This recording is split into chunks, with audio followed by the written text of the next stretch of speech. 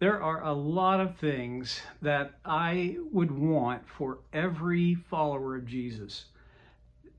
I so want this for all my daughters, their husbands, and all my grandkids. I want it for me and for Debbie. I want it for you. Uh, there are three of the things on that list, big, fundamental core things that the Apostle Paul talks about, writes about to Timothy in 1 Timothy 1. And we've talked about them, or I've talked about them, kind of ad nauseum, but we can't forget. Okay, this comes from 1 Timothy 1 in verse 5. The goal of this command is love. What I want, I want it in my life. I want it in everybody that I talked about. I want that to be the central core value, love. And then he goes on. The goal of this command is love, which comes from. So if I want everybody in my life, on those terms, to experience love, to participate in love, loving behaviors, loving talk, loving attitudes and thoughts, where does that come from? Paul identifies three things. It comes from a pure heart and a good conscience and a sincere faith. And we talked about those three things. It would be a substantial goal for every believer to partner with the Holy Spirit so that he can build in us a pure heart, a good conscience, and sincere faith. Then Paul goes on, and now he's talking about these certain specific people that he addressed early on in his first remarks to Timothy. And he says, some, and I think you put in parentheses, of those people, like in the first three verses, some, or four verses, some have departed from these and have turned to meaningless talk. You see, here's the deal. If love is not your ultimate objective, and if you're not engaging this kind of love that can both promote and flow from and flow to others, but these, you get a pure heart, a good conscience, and sincere faith, those have got to be growing in us. And if those aren't growing, if our objective is not loving from a pure heart, clear conscience, good conscience, and a sincere faith, our behavior is going to come from somewhere. And here's what he says. If you depart from those, you'll turn to meaningless talk. Meaningless talk. I can't throw rocks on this. There are times in my life that I have been the prime minister of meaningless talk. Just talk. But it's not. There's no substance. There's no depth. Well, what is meaningless talk? Well, it's pretty simple. Talk that has no meaning. Now you might think, well, I don't, that's not me. I'm not like this meaningless talk guy. If I got something to say, I say it because it's worth saying. True. I think we all believe that about ourselves. It's a pretty good idea to occasionally press the pause button and reflect and think, how meaningful is my talk? Well, I know I'm reaching a little, but I don't think it's too far of a reach. I think it's fully legitimate reach for me to say, I think Paul, see, if Paul is talking about love, which comes from a pure heart, a good conscience, and sincere faith, then what kind of talk would come from that? Well, if you turn away from those things, then you wind up focusing on meaningless talk.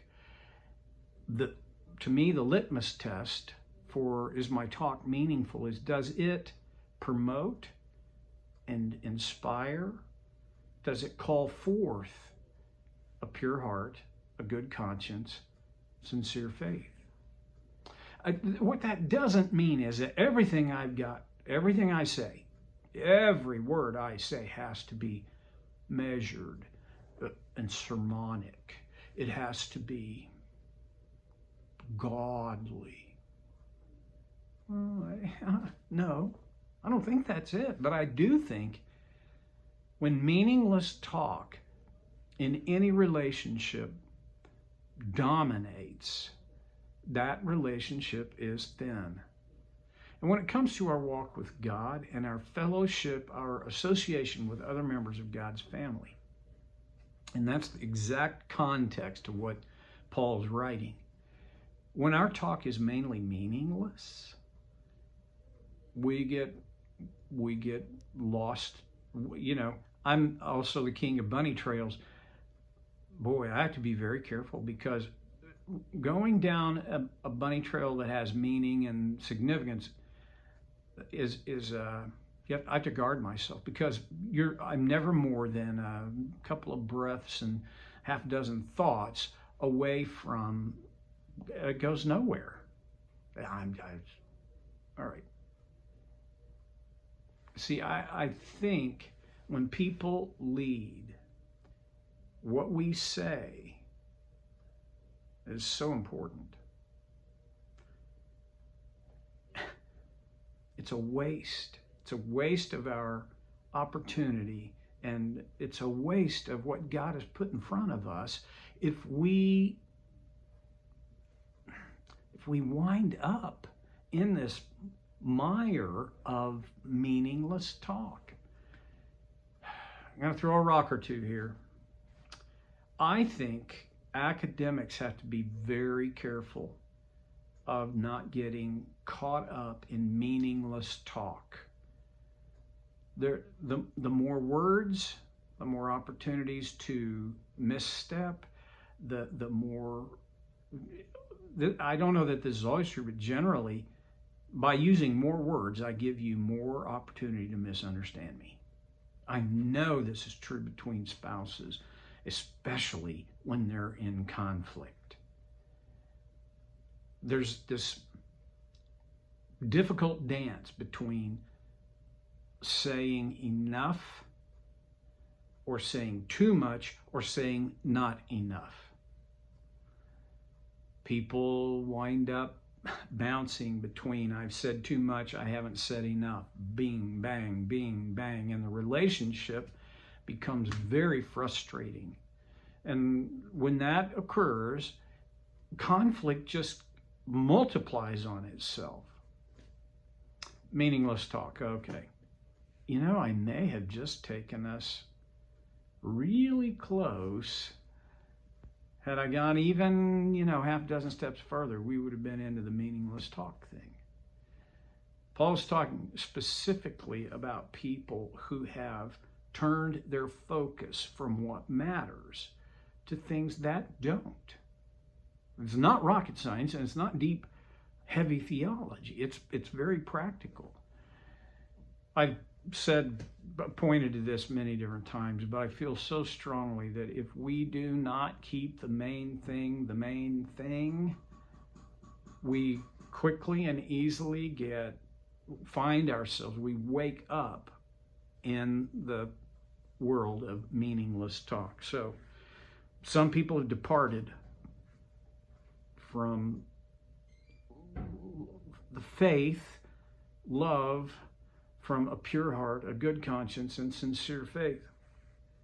When you give that up,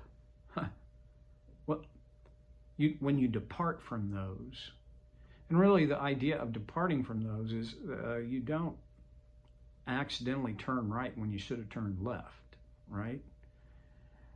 This is, I turn away.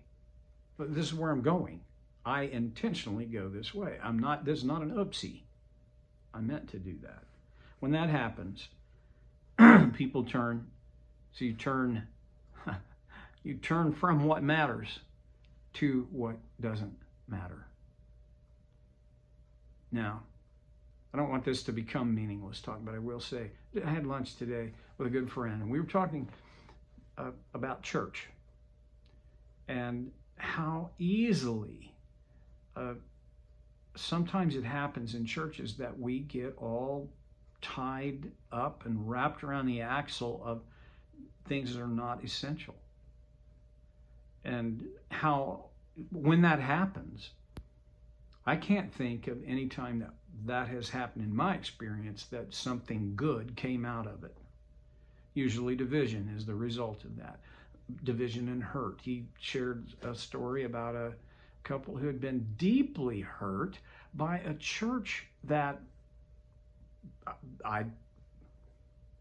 makes me sad and angry that a church would do to its family what happened to this couple at the hands of church people who thought they were doing God's will. And they were over here in this optional area. It's non-essential. It won't get you into heaven, and it won't keep you out of heaven. Wow. When any fellowship, any church, any congregation fails to keep the main thing,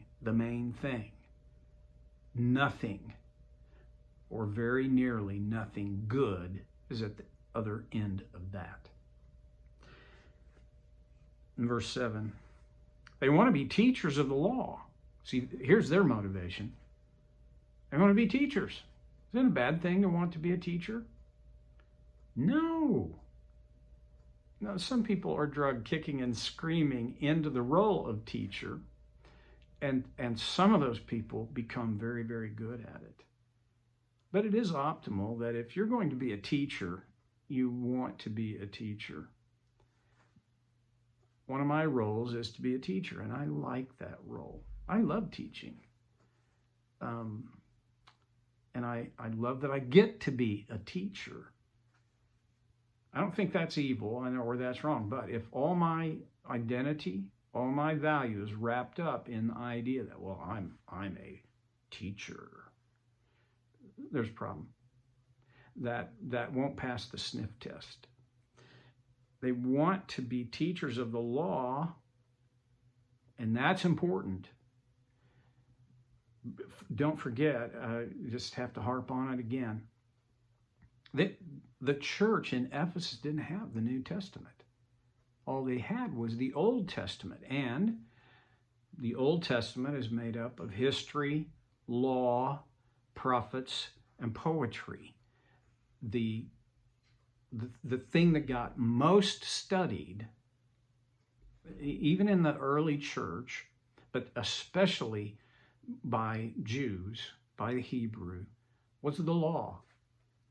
And Paul says, okay, I know these people. See, he's not just shooting, firing off across the bow. He knows these folks. He was there for 3 years. And he probably has specific individuals in mind. Although he had the good sense not to include their name for all time in this eternal writing.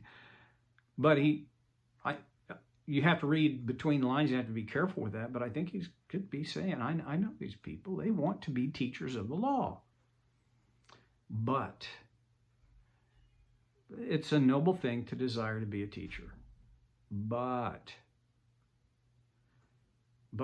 they do not know what they are talking about or what they so confidently affirm. It's not quite like this, but it's almost like this. I am horrible at math. I consider myself to be a pretty wonderful person, but I'm horrible at math. I think I'm a pretty good teacher. But if you put me in a classroom to teach math, oh my goodness, I would be miserable very quickly, and my students would be miserable instantly. Or else they'd really like it because I wouldn't teach math. I'd teach bubblegum blowing and spitwad throwing and joke telling, but I couldn't teach math. I'd have to understand math to be able to teach it. These people wanted to teach the law. They didn't know the law. They didn't know the intention of the law. They didn't know the heart of the law, which is the heart of God. We got to come back to this next time. I'm way over time now, so I'm going to close. But I hope I get to connect with you again next time on Soul Care with Stevie Boy.